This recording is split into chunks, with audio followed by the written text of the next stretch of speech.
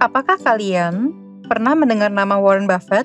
Warren Buffett adalah salah satu orang terkaya di dunia tahun 2021 versi majalah Forbes. Kekayaannya diperkirakan mencapai 96 miliar dolar Amerika Serikat atau sekitar 1.382 triliun rupiah. Dari mana Warren Buffett mendapatkan kekayaan sedemikian besar? Ternyata, sebagian besar kekayaan Warren Buffett didapatkan dari investasinya di pasar modal, khususnya investasi saham. Apa yang dimaksud pasar modal, dan bagaimana peranannya dalam perekonomian? Untuk lebih memahaminya, mari kita simak pembahasannya berikut. Pengertian pasar modal. Pasar modal atau bursa efek adalah pasar tempat bertemunya permintaan dan penawaran instrumen keuangan jangka panjang atau dana-dana jangka panjang dalam bentuk surat berharga, seperti obligasi, saham, reksadana, right issue, warrant, dan produk lainnya. Surat berharga yang diperdagangkan tersebut bisa berupa baik bukti kepemilikan perusahaan maupun bukti pengakuan utang dengan jatuh tempo lebih dari 1 tahun. Pasar modal menjadi sarana bagi perusahaan dan pemerintah untuk mendapatkan modal atau dana, serta menjadi sarana berinvestasi bagi masyarakat atau investor. Perusahaan dapat memperoleh pendanaan dari investor dengan menerbitkan dan menjual surat berharga, seperti saham atau obligasi, untuk mengembangkan usaha. Sementara itu, pemerintah dapat menggali dana dengan menerbitkan atau menjual surat utang atau obligasi. Contohnya, pemerintah menerbitkan ORI atau obligasi retail Indonesia untuk mengajak masyarakat berkontribusi dalam pembangunan di Indonesia. Jika masyarakat memberi ORI, pemerintah akan mendapatkan dana atau uang dari investor. Dana hasil penjualan ORI akan digunakan untuk membiayai program-program pemerintah atau untuk menutup kekurangan dalam anggaran pendapatan dan belanja negara. Peranan pasar modal. Pasar modal sebagai tempat transaksi jual beli surat berharga mempunyai beberapa peran dalam perekonomian suatu negara. Peran-peran tersebut adalah sebagai berikut.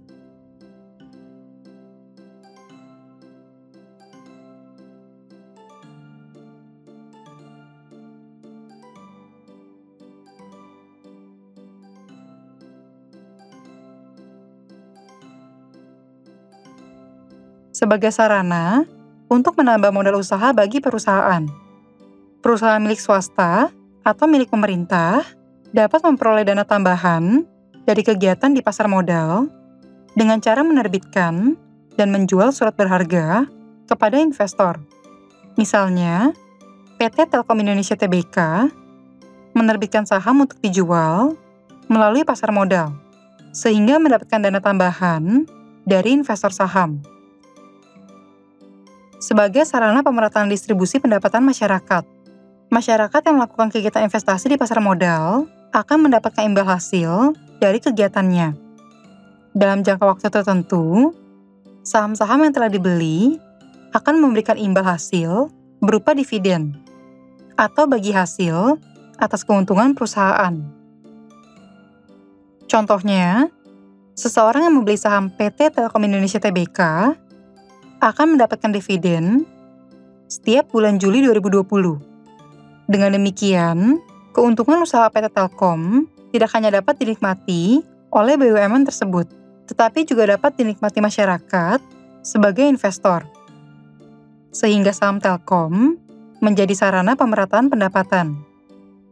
Makin banyak saham yang dimiliki, makin besar pula dividen yang akan didapat. Sebagai sarana dalam peningkatan kapasitas produksi. Perusahaan yang mendapat dana tambahan melalui penerbitan atau penjualan surat berharga di pasar modal dapat memanfaatkan dana tersebut untuk meningkatkan kapasitas produksi perusahaan. Misalnya, perolehan dana dari penerbitan saham digunakan untuk membuka pabrik baru atau untuk membeli mesin baru. sehingga produksi dan produktivitasnya meningkat. Sebagai sarana penyediaan lapangan kerja, perusahaan yang mendapat dana tambahan dari pasar modal akan melakukan perluasan usaha yang dapat membuka lapangan pekerjaan baru. Misalnya, suatu perusahaan yang memiliki pabrik di Jakarta memperoleh dana tambahan dengan menjual saham perusahaan melalui pasar modal. Dana tersebut digunakan untuk membuka pabrik baru di Bandung, Jawa Barat, sehingga membuka lapangan pekerjaan bagi masyarakat. Sebagai sarana untuk meningkatkan pendapatan negara, masyarakat yang membeli saham akan memperoleh dividen. Dividen adalah bagi hasil yang diberikan kepada investor atas keuntungan perusahaan. Pendapatan berupa dividen dikenai pajak, sehingga dapat menambah penerimaan negara. Namun, pada 1 Maret 2021, Kementerian Keuangan membebaskan dividen dari pajak. Syaratnya, investor harus menginvestasikan lagi 30% perolehan dividennya ke instrumen keuangan yang sudah ditentukan pemerintah. Hal ini bertujuan mendorong investasi baik di pasar keuangan maupun sektor real atau sektor barang dan jasa. Sebagai indikator perekonomian negara, volume transaksi yang terus meningkat di pasar modal mengindikasikan meningkatnya perputaran dana masyarakat atau investor. Dengan demikian, perusahaan penerbit saham berpeluang mendapatkan dana tambahan, sehingga aktivitas bisnis terus berkembang. Hal tersebut mengindikasikan bahwa perekonomian suatu negara dalam kondisi yang baik. Sebaliknya, menurunnya transaksi jual beli di pasar saham mengindikasikan bahwa perekonomian suatu negara sedang lesu. Contohnya, ketika terjadi krisis ekonomi pada tahun 2008, banyak investor yang enggan untuk berinvestasi di pasar modal karena kondisi perekonomian global sedang tidak stabil. Bahkan, para investor cenderung menjual atau sell off saham mereka untuk menghindari kerugian akibat penurunan harga saham pada saat krisis. Sama seperti pasar-pasar yang sering kita jumpai, pasar modal juga mempunyai beragam produk yang diperdagangkan, yaitu saham, obligasi, right issue, warrant, reksadana, dan exchange traded fund, atau ETF. Simak penjelasan selengkapnya berikut ini. Pertama, saham atau stok. Saham atau stok merupakan salah satu produk pasar modal berbentuk surat berharga yang menunjukkan kepemilikan seseorang atau investor atas suatu perusahaan. Perusahaan yang menerbitkan saham disebut emiten. Sementara itu, orang yang memiliki saham di suatu perusahaan disebut pemegang saham atau shareholder atau stockholder. Besarnya jumlah saham yang dimiliki seorang investor akan menentukan kekuatan dalam pengambilan keputusan perusahaan. Makin besar presentasi saham yang dimiliki pemegang saham, makin besar hak suaranya mengontrol kegiatan operasional perusahaan. Misalnya, PT Mega Corpora adalah pemegang saham terbesar di PT Bank Mega Tbk, yaitu sekitar 58% dari total saham. Oleh karena itu, PT Mega Corpora memiliki hak paling besar baik dalam menentukan keputusan maupun kegiatan operasional PT Bank Mega Tbk. Investor atau pemegang saham memperoleh keuntungan berupa dividen yang merupakan pembagian hasil keuntungan perusahaan kepada pemegang saham. Selain itu, dalam aktivitas jual beli saham, investor juga dapat memperoleh keuntungan lain berupa capital gain atau keuntungan nilai, yaitu saat harga jual lebih besar daripada harga beli saham.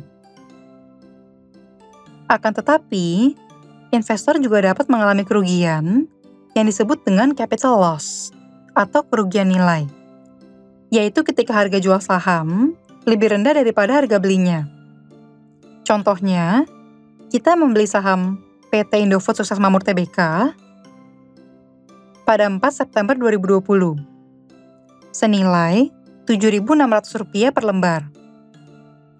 Apabila kita menjual saham tersebut pada 28 April 2021, saat nilainya Rp6.600 per lembar, kita akan mengalami capital loss sebesar Rp1.000 per lembar saham, yaitu selisih dari harga beli Rp7.600 dengan harga jual Rp6.600.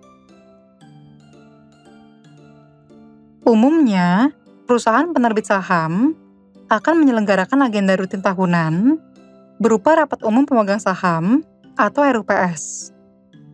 Dalam RUPS akan dibahas strategi perusahaan ke depan dan pembagian presentasi keuntungan perusahaan, termasuk pembagian dividen saham. Saham dibagi menjadi dua jenis, yaitu saham biasa atau common stock dan saham preferen atau preferred stock. Saham biasa atau common stock. Saham biasa adalah produk saham yang sering diperdagangkan di bursa efek sebagai bukti kepemilikan atas perusahaan. Sebagian besar saham yang dimiliki masyarakat adalah saham biasa karena mudah untuk ditransaksikan. Kepemilikan saham biasa memberikan hak kepada pemiliknya untuk memengaruhi keputusan perusahaan bergantung besarnya jumlah saham yang dimiliki. Saham biasa yang dijual di bursa efek memiliki kode yang terdiri dari 4 huruf.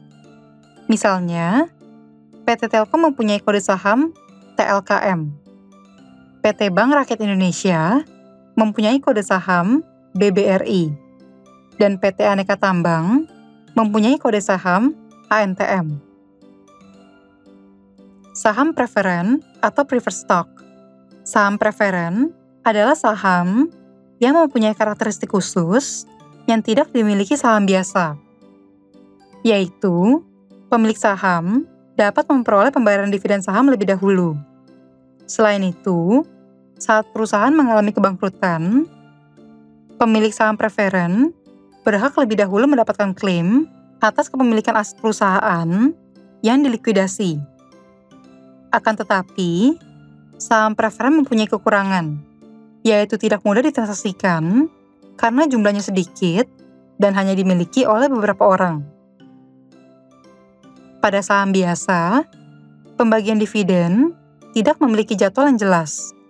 Bahkan, belum tentu ada setahun sekali. Besarnya dividen yang dibagikan juga bisa berubah-ubah, tergantung tingkat penjualan dan keuntungan yang diperoleh perusahaan. Pada saham preferen, pembagian dividen dilakukan secara teratur dan pada jumlah yang tetap. Mirip dengan pembagian bunga atau kupon pada obligasi. Misalnya, seseorang memiliki saham preferen senilai Rp10 juta dengan tingkat dividen 10% per tahun.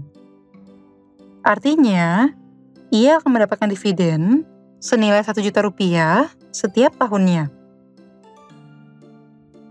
Oleh karena itu, saham preferen sering disebut sebagai gabungan dari saham biasa dan obligasi, karena mampu memberikan dividen layaknya saham biasa, serta memberikan penghasilan tetap dan teratur seperti bunga obligasi. Saham preferen memiliki kode yang berbeda dengan saham biasa, yaitu terdapat tambahan huruf P. Misalnya, kode saham biasa PT Telkom adalah TLKM, dan saham preferennya berkode TLKMP. Kedua, obligasi. Obligasi atau surat utang adalah surat berharga yang berisi perjanjian utang antara perusahaan penerbit sebagai peminjam dana dan investor sebagai pemberi pinjaman. Berbeda dengan saham, obligasi tidak menunjukkan kepemilikan atas perusahaan dan tidak memberikan hak dalam pengambilan keputusan perusahaan. Obligasi mempunyai tanggal jatuh tempo pelunasan bagi perusahaan penerbit. Sementara itu, Investor yang memegang sertifikat obligasi akan mendapatkan imbal hasil berupa bunga obligasi yang disebut dengan kupon. Kupon adalah bunga yang harus dibayarkan oleh penerbit obligasi kepada investor yang memegang sertifikat obligasi.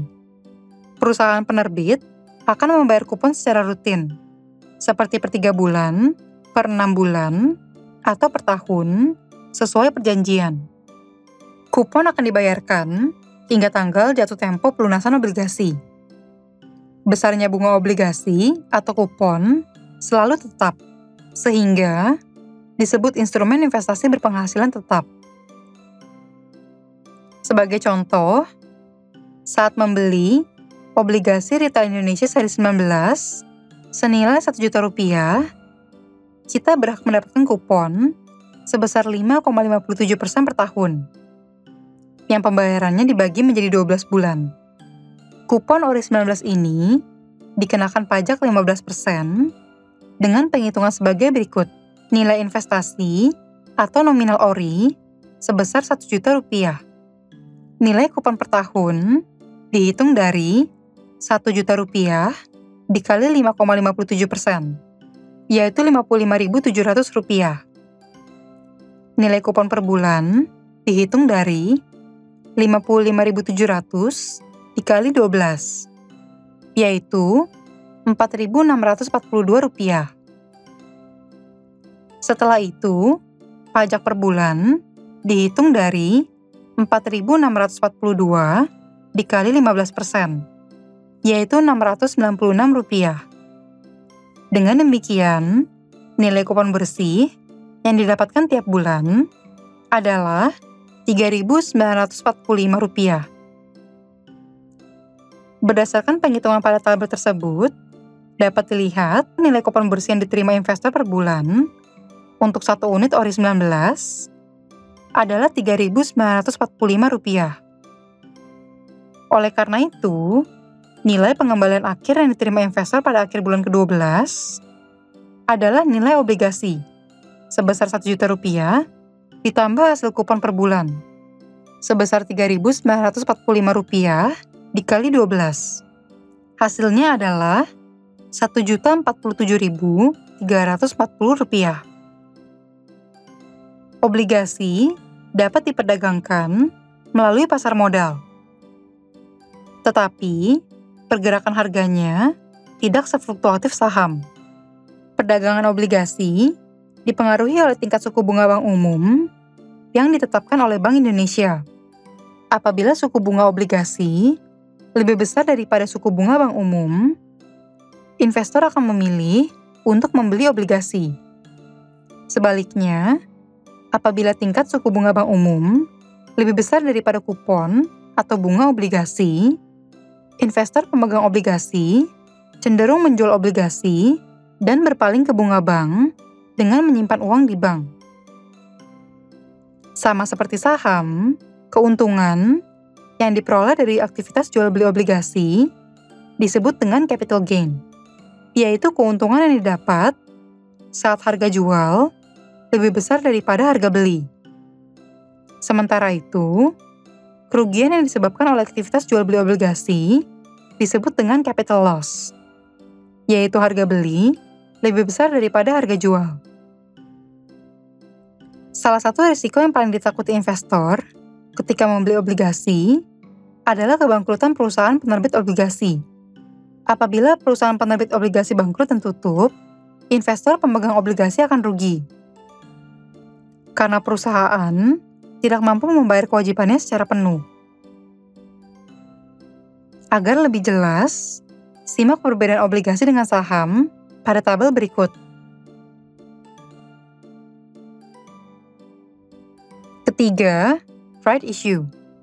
Right issue atau hak memesan efek terlebih dahulu adalah hak yang diperoleh pemegang saham untuk menerima tawaran pembelian saham baru yang akan dikeluarkan perusahaan penerbit saham.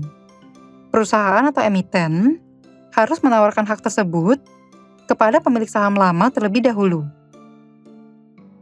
Saham baru yang ditawarkan dalam right issue ditandai dengan huruf R di akhir kode saham. Contohnya, kode saham BRI di bursa adalah BBRI. Apabila BRI menerbitkan saham baru dengan right issue, kode sahamnya adalah BBRIR. Harga saham baru yang ditawarkan dalam right issue ini disebut harga right. Harga right tersebut dapat lebih rendah, sama, ataupun lebih tinggi daripada harga saham yang terdapat di pasar modal. Akan tetapi, jika perusahaan ingin memberikan keuntungan bagi investor, perusahaan akan menawarkan saham baru dalam right issue dengan harga yang lebih murah daripada saham yang terdapat di pasar modal. Contohnya, harga saham PT Bank Rakyat Indonesia di bursa adalah Rp4.160 per lembar saham BBRI. Setelah itu, BRI menerbitkan saham baru dengan right issue pada harga Rp3.500 per lembar saham BBRIR. Meskipun mendapatkan hak memesan terlebih dahulu, pemegang saham lama tidak wajib untuk membeli saham baru pada right issue. Di sisi lain, right issue justru dapat merugikan pemegang saham yang tidak melakukan pembelian saham baru. Mereka akan mengalami pengurangan persentase kepemilikan saham yang disebut dengan dilusi saham, meskipun nilai sahamnya tetap.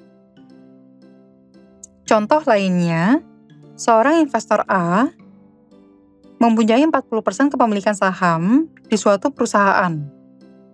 Akan tetapi, saat right issue, investor tersebut tidak menggunakan haknya untuk membeli saham baru. Dengan demikian, meskipun nilai sahamnya tetap, presentasi kepemilikannya setelah right issue menjadi berkurang. Hal itu terjadi karena nilai modal penerbit saham bertambah, tetapi nilai saham investor A tidak bertambah.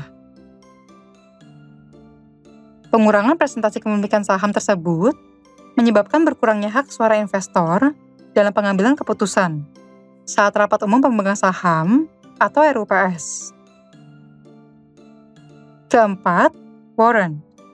Warrant adalah surat berharga yang diterbitkan oleh perusahaan dengan memberikan hak kepada pemegangnya untuk dapat membeli saham dengan harga dan jumlah tertentu dalam jangka waktu yang telah ditetapkan. Perusahaan tidak akan mendapatkan keuntungan secara finansial dengan menerbitkan warrant. Tetapi, perusahaan bisa lebih diminati investor karena menggunakan warrant sebagai daya tarik dari penjualan saham.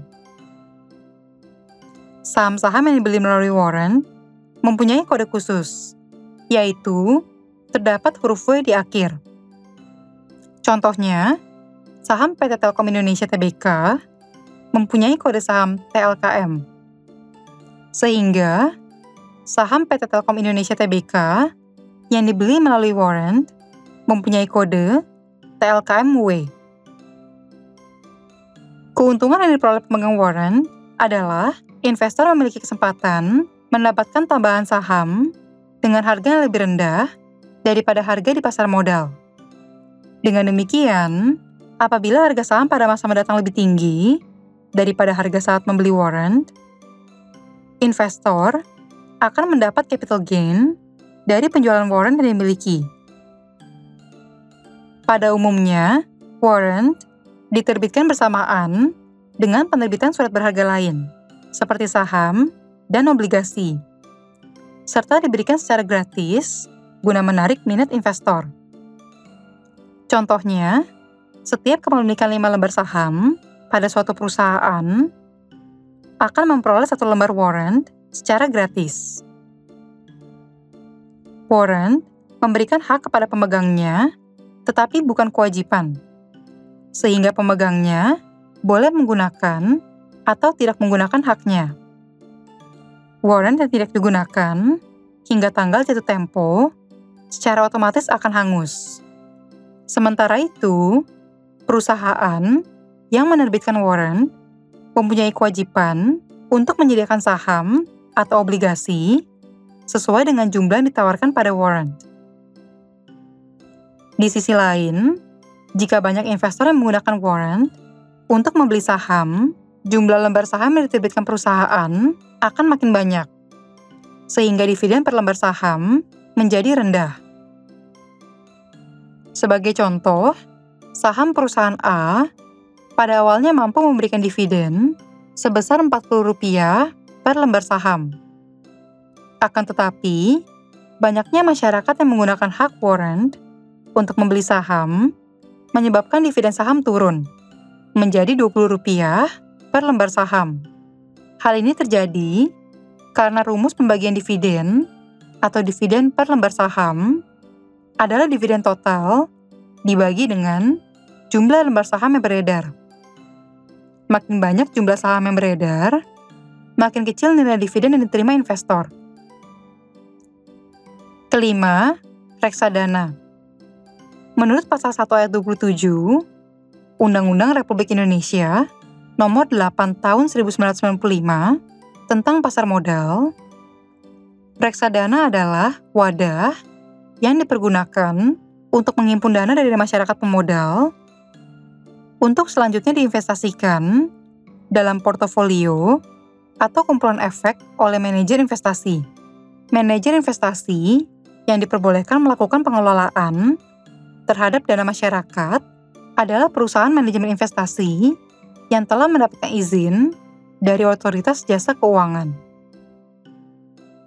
Perusahaan manajemen investasi adalah pihak yang mengumpulkan dana dari investor atau masyarakat yang kemudian digunakan untuk membeli produk-produk pasar modal, seperti saham dan obligasi. Beberapa contoh perusahaan manajemen investasi di Indonesia adalah Manulife Asset Management Indonesia, Mandiri Manajemen Investasi, BNI Asset Management, dan Danareksa Investment Management. Terdapat 4 jenis produk reksadana, yakni sebagai berikut.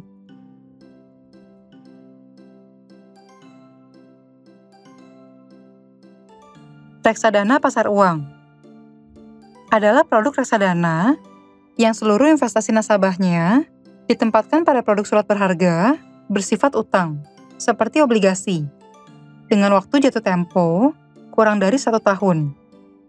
Contohnya, produk reksadana BNI AM Dana Liquid yang ditawarkan oleh BNI Asset Management.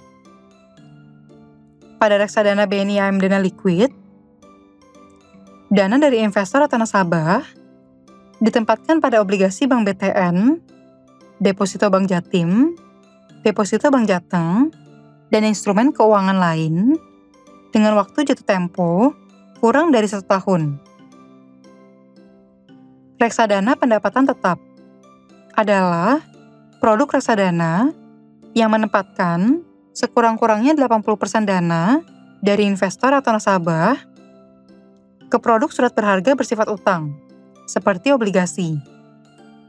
Risiko reksadana pendapatan tetap ini lebih besar daripada reksadana pasar uang. Akan tetapi, reksadana ini dapat memberikan imbal hasil yang stabil dan tetap. Contohnya, produk reksadana Manulife Obligasi unggulan kelas A yang ditawarkan oleh Manulife Investment Management. Pada produk reksadana tersebut, dana dari investor akan ditempatkan pada obligasi dari beberapa perusahaan swasta maupun perusahaan milik pemerintah atau BUMN, seperti PT Perusahaan Listrik Negara atau PLN, dan PT Kereta Api Indonesia atau KAI. Reksadana saham adalah produk reksadana yang menempatkan sekurang-kurangnya 80% investasi pada produk saham. Reksadana ini mempunyai risiko lebih tinggi daripada jenis lainnya, tetapi imbal hasil yang dapat diberikan juga lebih tinggi akibat harga saham yang fluktuatif. Contohnya, produk reksadana BNI AM Indeks IDX 30 yang ditawarkan oleh BNI Asset Management. Pada produk reksadana tersebut, dana investor akan dihimpun dan diinvestasikan pada saham-saham Indonesia yang dinilai berkualitas di Indonesia, seperti saham dari perusahaan Unilever, Kalbe, dan Astra International. Reksadana campuran adalah produk reksadana yang menempatkan investasi pada produk saham dan obligasi. Misalnya, Panin dana syariah berimbang yang ditawarkan oleh Panin Asset Management. Pada produk reksadana tersebut, dana dari masyarakat akan dialokasikan 50% untuk saham syariah, serta 50% untuk obligasi dan pasar uang syariah. Keuntungan reksadana. Masyarakat memperoleh keuntungan dengan adanya produk reksadana. Beberapa keuntungan tersebut adalah sebagai berikut. Masyarakat dapat berinvestasi di pasar modal dengan modal yang relatif kecil. Dengan reksadana, masyarakat bermodal kecil dapat berinvestasi pada produk obligasi dengan modal yang relatif kecil. Misalnya, jika ingin berinvestasi di reksadana BNI AM Dana Likuid, masyarakat bisa berinvestasi dengan minimal pembelian Rp10.000. Selanjutnya, masyarakat dapat melakukan investasi dengan mudah.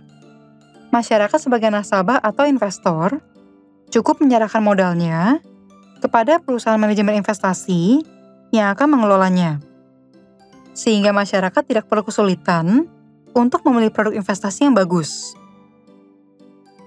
Contohnya, investasi pada saham membutuhkan pengetahuan dan keahlian yang cukup untuk mengetahui saham mana yang dapat memberikan keuntungan. Dengan reksadana, nasabah tidak harus memiliki pengetahuan dan keahlian tentang saham, karena kegiatan investasinya dikerjakan oleh perusahaan manajemen investasi. Misalnya, jika investor membeli produk reksadana dari Mandiri Manajemen Investasi, investor cukup menyerahkan dana dan menunggu dananya dikelola oleh pihak dari Mandiri Manajemen Investasi. Kemudian, masyarakat dapat melakukan investasi dengan waktu yang efisien. Reksadana ditujukan bagi masyarakat yang mempunyai keterbatasan waktu untuk mengelola investasinya. Oleh sebab itu, dana investasi masyarakat akan dikelola oleh perusahaan manajemen investasi, sehingga masyarakat tidak perlu menghabiskan waktu untuk mengelola investasinya terus-menerus. Dengan kata lain, masyarakat tidak perlu memantau setiap saat pergerakan harga saham di bursa efek, tetapi cukup sesekali saja, paling tidak sebulan sekali, untuk memeriksa nilai dari reksadana yang dikelola oleh perusahaan manajemen investasi. Keenam, Exchange Traded Fund. Exchange Traded Fund atau ETF adalah produk reksadana yang diperdagangkan menggunakan mekanisme jual beli saham. ETF disebut sebagai gabungan dari reksadana dan saham karena pengelolaan dananya seperti reksadana, tetapi mekanisme transaksinya seperti saham. Biasanya, ETF memiliki tambahan kode X di depannya, seperti XBNI yang diterbitkan oleh BNI Asset Management atau XSBC yang dikeluarkan oleh Sinarmas Asset Management. Berikut ini adalah perbedaan ETF dengan reksadana.